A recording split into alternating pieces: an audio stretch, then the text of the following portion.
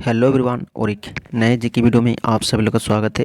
आज की वीडियो में हम लोग 30 महत्वपूर्ण समन्वयन प्रश्नों को देखने वाले हैं जो कि सभी परीक्षाओं के लिए बहुत ही इंपॉर्टेंट होने वाला है।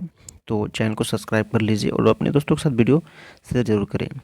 वीडियो के अंत तक में बने रहें क्योंकि आज का प्रश्न बहुत इंपॉर्टेंट रहने वाला है। तो चलिए बिना देरी के शुरू करते हैं। आज का पहला प्रश्न है, पृथ्वी पर दिन और रात किसके कारण होते हैं? तो ये होगा इसका राइट आंसर दैनिक गति के कारण, option A correct answer. Next सवाल की ओर चलते हैं। दूसरा नंबर प्रश्न है, सबसे बड़ा ग्रह कौन सा है? तो सबसे बड़ा ग्रह होगा आपका ऑप्शन ए बृहस्पति ग्रह। ठीक है, चलिए नेक्स्ट सवाल तीसरा नंबर को चलते हैं। सबसे छोटा ग्रह पूछा गया है, तो सबसे छोटा ग्रह कौन सा है? आपका बुध ग्रह, ऑप्शन सी करेक्ट आंसर। अगला प्रश्न है चौथा नंबर, है ना, अगुलहस धारा, है ना, अगुलहस धारा किस महासागर में बनती है? तो इसका राइट आंसर क्या हो जाएगा? इसका राइट आंसर हो जाएगा हिंद महासागर में, option B is the correct answer. Next सवाल है आपका 5 नंबर प्रश्न है, पृथ्वी का सबसे भीतर वाला भाग, ठीक है, पृथ्वी का सबसे भीतर वाला भाग यानी क्रोड किसका, है ना, बना होता है? तो किसका बना होता है क्रोड? जो सबसे भीतर वाला भाग होता है पृथ्वी का। तो इसका राइट आंसर क्या हो जाएगा? लोहा और निकेल। ठीक है, ऑप्शन डी करेक्ट आंसर। अगला प्रश्न है आपका 6 नंबर प्रश्न है, मैग्नीज के उत्पादन में भारत का दूसरा स्थान है, प्रथम देश कौन सा है? ठीक है, मैग्नीज के उत्पादन में जो है ना भारत दूसरा स्थान है। ठीक है, तो प्रथम स्थान पूछा गया है कौन सा है? तो ये हो जाएगा आपका, और यहाँ पे ऑप्शन दिख रहा है, ऑप्शन बी हो जाएगा रूसी संघ। ठीक है, चलिए अगला 7 नंबर को चलते हैं। 7 नंबर प्रश्न है, निम्नलिखित में से कौन देश, है ना, कोयले का सबसे बड़ा उत्पादक है? कोयले का सबसे बड़ा उत्पादक है कौन देश? तो हो जाएगा ऑप्शन सी अमेरिका। ठीक है, अगला अगला 8 नंबर, इनमें से, है ना, इनमें इनमें कौन, इनमें किसको जापान का मैनचेस्टर कहा जाता है? ठीक है, जापान का मैनचेस्टर कहा जाता है। तो हो जाएगा Osaka, option A Osaka is the correct answer. अगला प्रश्न की ओर चलते हैं। 9 नंबर प्रश्न है आपका, भारत के स्वतंत्रता संघर्ष के दौरान डेक्कन एजुकेशनल सोसाइटी नामक संस्था की स्थापना किसने की थी? ठीक है, भारत के स्वतंत्र संघ के दौरान पूछा गया है। ठीक है, तो ये हो जाएगा आपका बाल गंगाधर तिलक के द्वारा। ठीक है, option C is the correct answer. Next सवाल 10 नंबर की ओर चलते हैं। 10 नंबर प्रश्न है, 1857 के गदर के समय, ठीक है, भारत का गवर्नर जनरल कौन था? 1857 के गदर के समय का पूछा गया है, तो उसमें लॉर्ड कैनिंग थे जनरल। ठीक है, ऑप्शन ए करेक्ट आंसर। अगला आपका 11 नंबर प्रश्न है, भारत भारतीयों के लिए नारा किस संस्था ने दिया था? ठीक है, भारत भारतीयों के लिए नारा किस संस्था ने दिया था? तो ऑप्शन बी आर्य समाज ने। अगला प्रश्न है 12 नंबर की ओर चलते हैं, प्रश्न को पढ़ते हैं। विंध्याचल और सतपुड़ा पहाड़ियों के बीच से होकर बहने वाली नदी है ना, विंध्याचल और सतपुड़ा पहाड़ियों के बीच से होकर गुजरने वाली नदी कौन सी है? तो ऑप्शन को देखते हैं और आंसर जानने का प्रयास करते हैं। ये इसमें राइट आंसर हो जाएगा ऑप्शन ए नर्मदा नदी। ठीक है, option A correct answer Narmada. अगला 13 नंबर की ओर चलते हैं। 13 नंबर प्रश्न है, इन्वेस्टर प्रोटेक्शन फंड, ठीक है, इन्वेस्टर, है ना, इन्वेस्टर जो है ना प्रोटेक्शन फंड की स्थापना है ना, क्या बोलते हैं, है ना, इन्वेस्टर प्रोटेक्शन फंड किस संस्था ने स्थापित किया था? तो किस संस्था ने स्थापित किया था? तो ये हो जाएगा आपका सेबी, है ना, SEBI, है ना, सेबी ने। ठीक है, ऑप्शन सी करेक्ट आंसर। अगला है आपका 14 नंबर, है ना, 14th नंबर, कुंडापुर एवं करवार कच्छ वनस्पति स्थान कहाँ स्थित है? तो ये स्थान आपका, है ना, कर्नाटक राज्य में स्थित है, ऑप्शन बी कर्नाटक राज्य में। अगला है 15 नंबर की ओर चलते हैं। भारत की प्रथम बहुउद्देशीय परियोजना किस नदी पर बनाई गई थी? ठीक है, बहुउद्देशीय परियोजना किस नदी पर बनाई गई थी? ये हो जाएगा दामोदर नदी पर, ऑप्शन सी दामोदर नदी पर।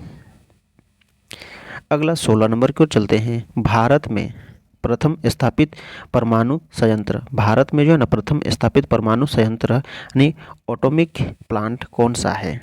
तो कौन सा है आपका?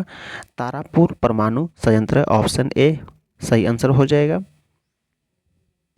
अगला 17 नंबर की ओर चलते हैं। 17 नंबर प्रश्न है, यूनाइटेड किंगडम यानी यूके में कौन सा शामिल है? पूछा गया है। तो ये इसका राइट आंसर हो जाएगा ऑप्शन ए इंग्लैंड तथा उत्तरी आयरलैंड, और हो जाएगा ऑप्शन सी हो जाएगा स्कॉटलैंड तथा वेल्स, यानी option D correct answer. Next सवाल आपका 8 नंबर की ओर चलते हैं। आगरा शहर को किसने बसाया? ठीक है, आगरा शहर को किसने बसाया?